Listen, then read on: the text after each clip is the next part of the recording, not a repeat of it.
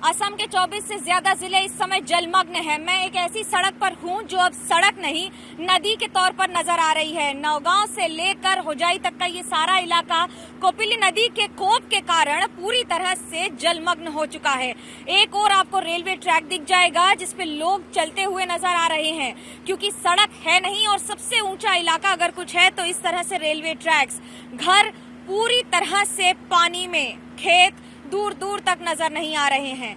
1 lakh hectare से ज्यादा खेत इस समय पूरे असम में नदी यानी कि पानी के नीचे हैं और वहीं करीब 2 लाख से ज्यादा लोगों को इस पूरी बाढ़ की स्थिति ने प्रभावित कर दिया है।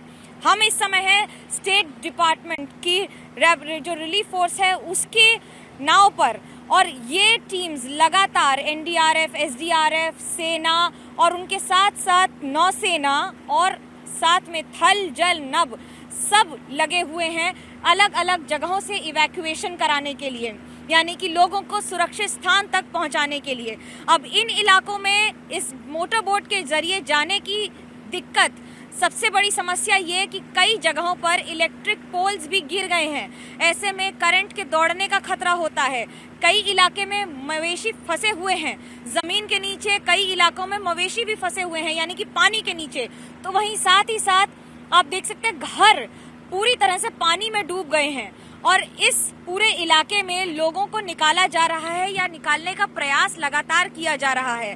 पिछले 24 घंटों में 50 मिलीमीटर से ज्यादा बारिश हो चुकी है और पिछले 1 हफ्ते से ज्यादा के समय में 600 मिलीमीटर से ज्यादा बारिश हो चुकी है। असम में हर वर्ष बाढ़ की स्थिति कमोवेश ऐसी ही होती है, लेकिन इस बार अप्रैल और मई के महीने में ही इतनी तबाही का मंजर देखने को मिल रहा है। ये जिन लोगों के घर हैं वो अपने घर छोड़कर दूसरे स्थानों पे जाने को मजबूर हो चुके हैं।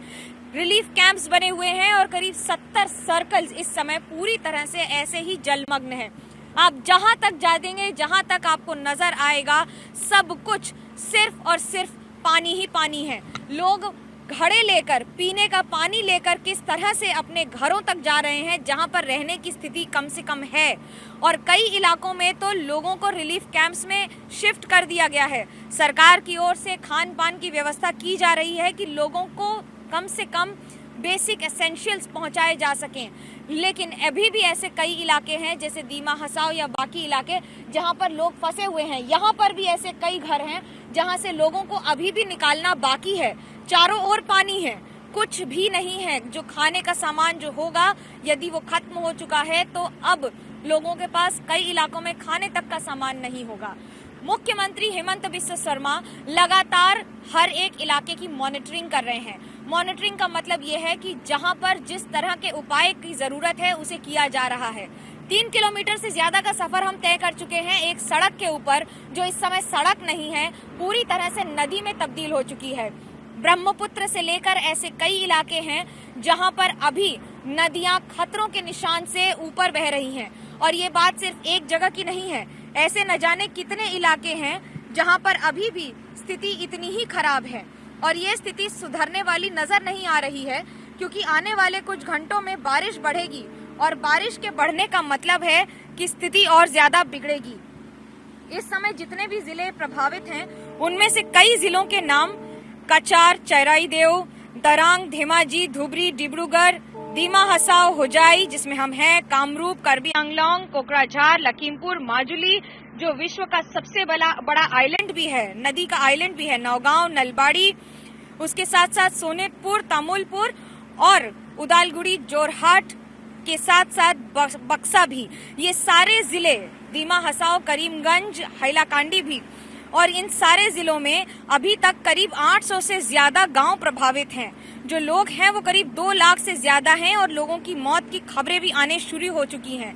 अब आप अंदाजा लगा सकते हैं जिस प्रवाह से ये नदी का पानी इस समय गांव में घुस रहा है, उसके साथ साथ न जाने कितने घरों को अपने साथ लील गई है ये बाढ़। इस बाढ़ में अभी तक 5000 से ज्यादा घर पूरी तरह से तबाह हो चुके हैं।